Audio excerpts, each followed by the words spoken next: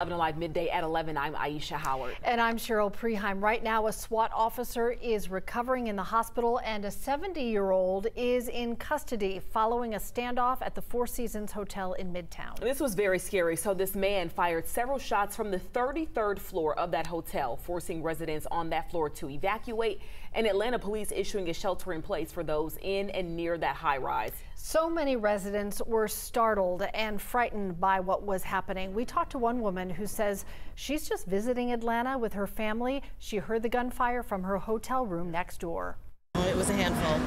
Like a couple dozen? Like, I'd say 6 to 8. Yeah. Did you hear reactions inside of the hotel from anybody else? Or? No. And in fact, I thought maybe it was the ice machine next door. We are learning more about what happened on that 33rd floor before and during the tense standoff. Liza Lucas is live near 14th Street near the Four Seasons, where part of the area was on lockdown there for hours, Liza. And you've got new details this morning from investigators. Cheryl and Aisha, yes, we know that the police responded here in regards to a mental health crisis, but we now know from the GBI that a SWAT sniper shot the suspect, 7-year-old Jay Berger, shortly before he surrendered to police. We confirmed again that Berger's injuries are not life-threatening, but new details again from the GBI at this hour. And we're told that this all started when the residential manager of the building was contacted by a resident who said the suspect, Berger, was throwing items into the hallway on the 33rd floor. The GBI says Berger also pointed a gun at the manager, prompting that call to police. Investigators then say Berger barricaded himself inside the apartment and at some point firing shots inside in the hallway and through the walls at officers. The GBI saying one officer returned fire, and that's when we understand a SWAT officer was also injured, possibly by shrapnel. Now the GBI says that Berger then went on his balcony and started throwing items off. At some point, investigators say a SWAT sniper fired the shots, hitting Berger, who police then took into custody. I had a chance to talk with those in the area, including Malcolm Alexander, who works nearby.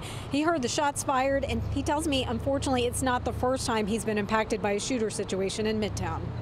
Unfortunately, I'm familiar with, what to do for security reasons and things like that, so I made sure that we had the clients and stuff taken care of. We made them exit out the back and stuff for their safety, and we shut the shop down. Yeah, so situations like that, I just try to remain calm.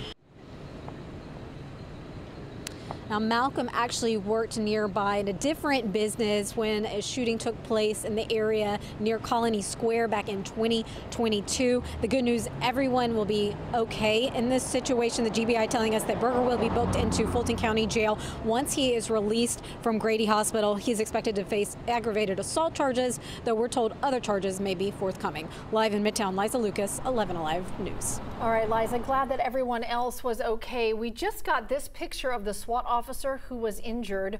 We're told his name is Jonathan Caparasso. Atlanta police say he was released from Grady Hospital and is now recovering. You can download the 11 Alive Plus app right now, where you can re-watch our breaking news coverage as it was all happening. It's free to download on Roku, Amazon Fire, or Apple TV.